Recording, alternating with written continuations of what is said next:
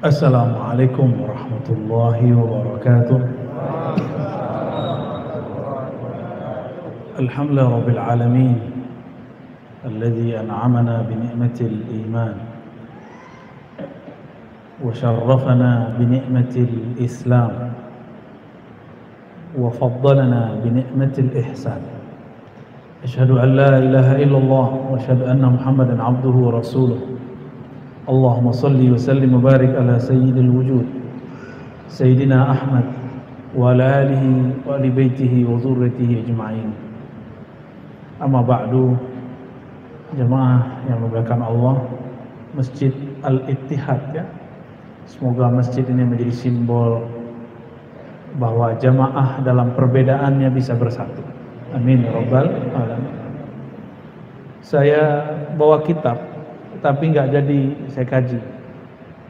Jadi habis sholat 2 rakaat minta petunjuk kepada Allah, saya mau ngaji apa ya Allah. Tadinya saya janjiin kitab ya. Ternyata ada pertanyaan beberapa waktu ini, apakah di Quran ada tasawuf? Gitu. Maka insya Allah kalau umur panjang kita akan membedah nilai-nilai tasawuf dalam Al-Quran. Kita mulai dari surat Al-Baqarah. Kalau Al-Fatihah sudah keseringan, ya mau lihat bahwa tasawuf itu ya dari Quran semua, nggak ada yang nggak dari Quran. Di luar Quran ini bukan tasawuf, namanya mistism atau kebatinan. Kebatinan ini kalau tidak diislamkan ya menyimpang, ya. Mistis orang nyebutnya. Kita mulai dari Al-Baqarah. Semoga nanti teman-teman, sahabat-sahabat semua ayatnya mungkin biasa dengar. Nanti pemahamannya ada yang kita ulik-ulik yang barangkali selama ini kurang diperhatikan, kita munculkan. Insya Allah. Sebelumnya mari kita kirimkan Al-Fatihah untuk baginda Nabi Muhammad SAW, Sayyidina Ahmad, Sayyidina Muhammad, dan Imam akhir zaman. Semoga kita nanti membersamainya. Meskipun sekarang dia sedang dirahasiakan Allah, Al-Imam Al-Mahdi ya. Ini nanti akan banyak fitnah-fitnah nanti di akhir zaman, orang yang mengaku, orang yang dituduh, macam-macam ya. Kita tidak tahu masa depan, kita kirim saja salam Al-Fatihah untuk mereka, untuk beliau. Semoga dalam fitnah itu kita dapat membersamai beliau. Begitu juga kepada Sayyidina Balya bin Abil Abbas Khidir alaihissalam, Sidi Abdul Qadir Jilani, Sidi Habib Hasan Sayyidi Muhammad Bahuri Syah Naqsyabandi wa jami' sadatina al-awliya as-salihin, dan semua guru-guru kita yang meriwayatkan Al-Quran, terutama jalur Imam Asim yang diriwayatkan oleh Imam Hafiz ya. Masyayikh kita yang mengajarkan tafsir, ilmu-ilmu rohani, lahum wa lana al-Fatihah. Bismillahirrahmanirrahim. Ya Rasul.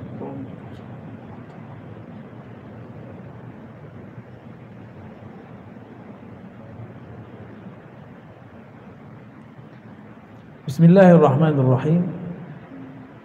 A'udzubillahi minasyaitonir rajim. Bismillahirrahmanirrahim. Qala ta'ala Alif Lam Mim. Ini harusnya dibahas tapi saya skip dulu ya, karena panjang pembahasannya. Karena satu alif bisa satu pertemuan bisa lebih. Jadi kita keep dulu ya. Yang pasti tanya kepada semua ahli bahasa, mereka tidak bisa menjelaskan kebahasaan alif lam mim. Karena bahasa mereka masih bahasa bumi, sedangkan alif lam mim bahasa langit. Ya, semua orang Arab bingung. Kita alhamdulillah diizinkan Allah Subhanahu wa taala mendapatkan ayat-ayat seperti ini. Dan dibacanya bukan alamun. Alamun artinya penyakit, sakit. Tapi kalau alif itu satu huruf, satu makna, satu ma'rifat. Lam itu satu huruf, satu makna, satu ma'rifat. Mim itu satu huruf, satu makna, satu ma'rifat. Dulu Ibnu Katsir menjelaskannya sedikit saja, tergantung yang dia dapatkan dari riwayat Imam Ibnu Majah, Imam At-Tabari, mohon maaf ya, Imam Tabari, yang kemudian Tabari juga meriwayatkan dari Imam Mujahid, Muqatil, Tawus, dan mereka semua murid daripada Ibnu Abbas radhiyallahu taala anhuma. Jadi ini saya keep dulu ya, karena dulu ada orang sok pinter ngomong begini, ini hanya Allah yang maha tahu. Dia nukil kalam Imam Suyuti. Imam Suyuti ngomong begitu, bukan berarti kita nggak boleh tahu. Untuk segala hal pasti Allah lebih tahu, benar nggak? Bukan berarti kita nggak boleh. Ya kita siapa tahu diberitahu oleh Allah Subhanahu wa taala.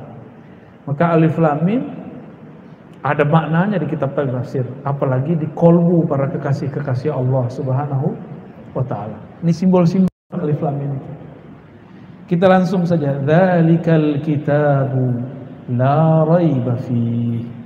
Dzalika secara harfiah artinya itu, itulah.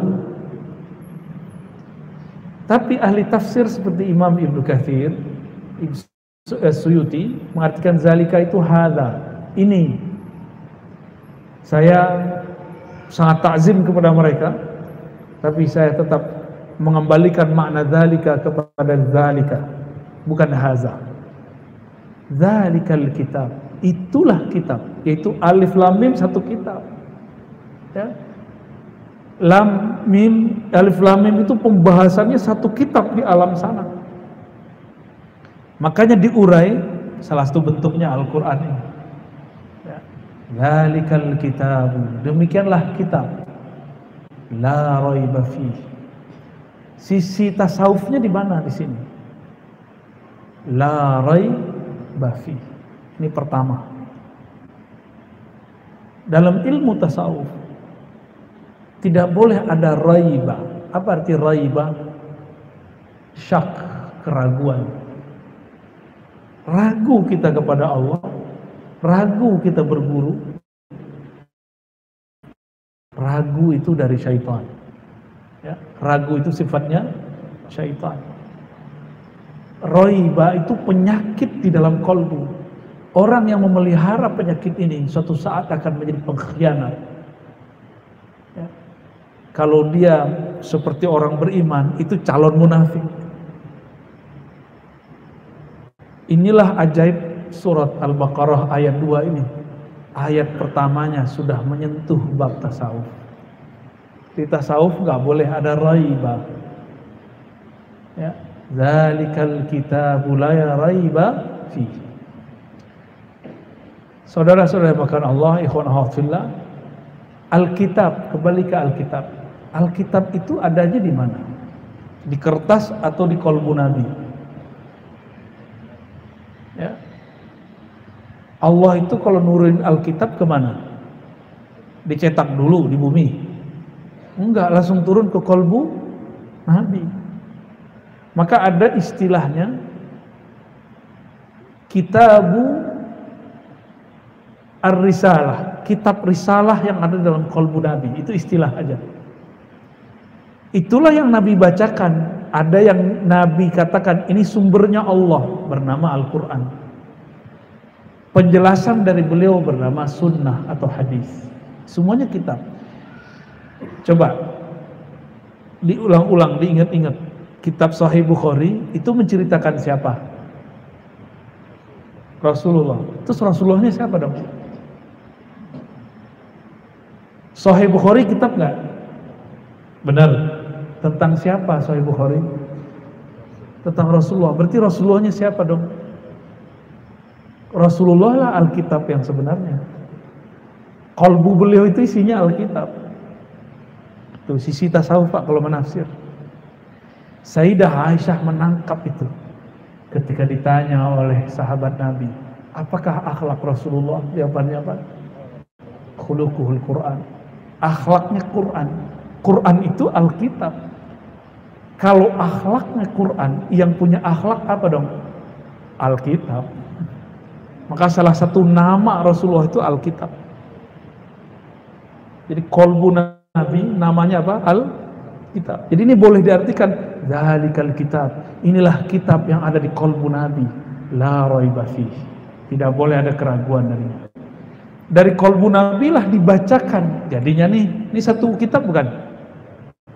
Dari mana datangnya? Dari qalbu Nabi. Maka qalbu Nabi itu sumber kitab-kitab. Paham maksudnya? Jadi kira-kira Nabi masih butuh sekolah nggak kalau gitu? Justru studi-studi S1, S2, S3 semuanya adalah tentang qalbu Nabi sallallahu alaihi wasallam. Jadi aneh orang baru LC, baru MA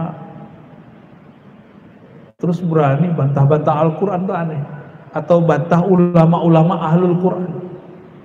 Dia nggak ngerti, dia bilang ulama yang mengerti tasawuf ini zindiq. Saya sering nanya, Pak, Nabi yang di Madinah sama Nabi yang di sini sama nggak? Sama nggak? Jadi kalau kita sholawat di sini, kita sholawat di Madinah sama nggak? Kitab Sahih Bukhari di Madinah sama di sini sama nggak?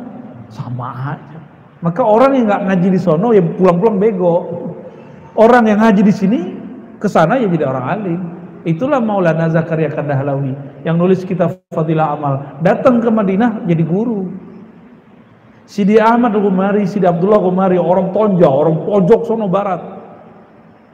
Tonja itu kan wilayah Maroko, pojok sono. Datang ke Mekah Madinah jadi guru.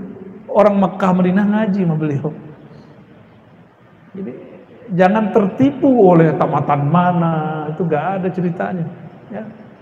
Tapi pandanglah dia ngaji apa, gurunya siapa. Ya. Jangan gelar itu cuma gelar tertulis di ijazah. Coba dicek di jidatnya ada nggak gelarnya. Ngeceknya dia bacaannya berapa gitu. Ya, jadi jangan tertipu.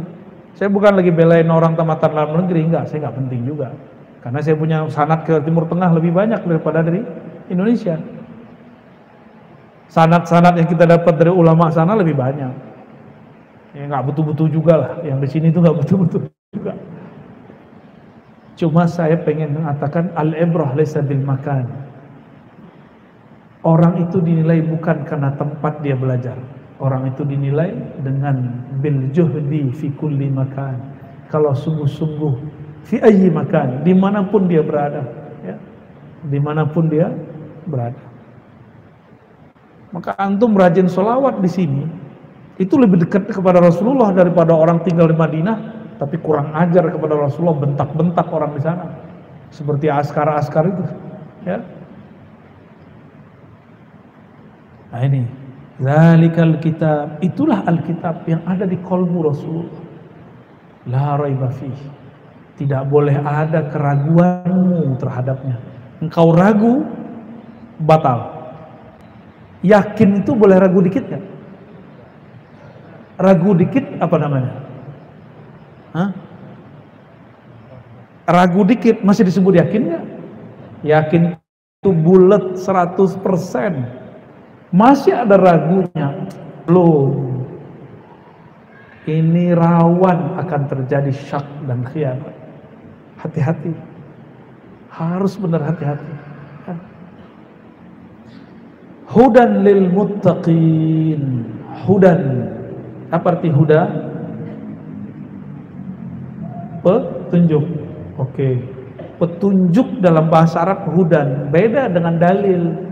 Dalil kepada akal, petunjuk artinya hudan ke dalam kolbu. Tuh, balik ke kolbu lagi, Pak.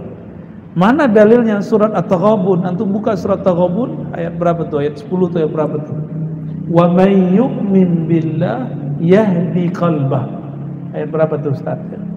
Siapa yang iman percaya kepada Allah, yakin kepada Allah, kolbunya langsung yahdi, Allah kasih hidayah.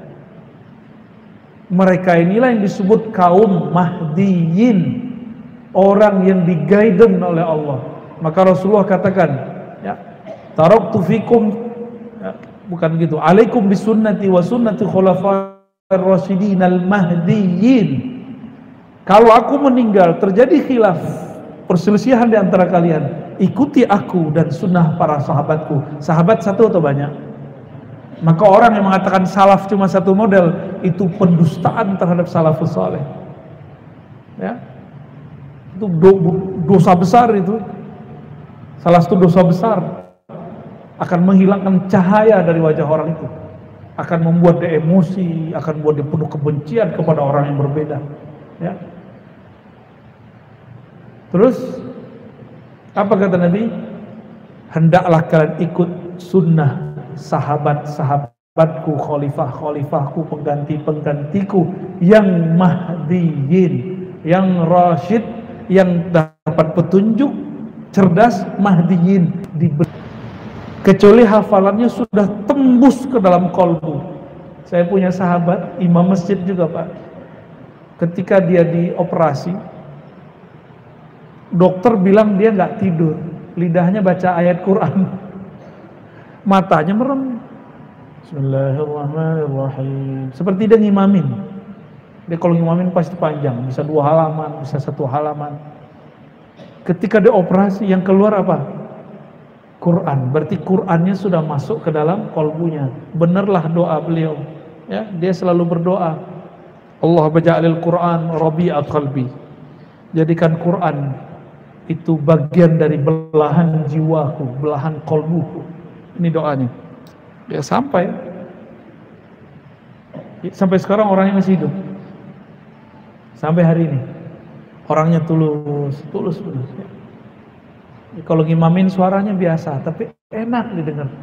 Kok bisa orang suaranya biasa, enak dijadiin imam? Ternyata Quran sudah di kolbunya. Ya.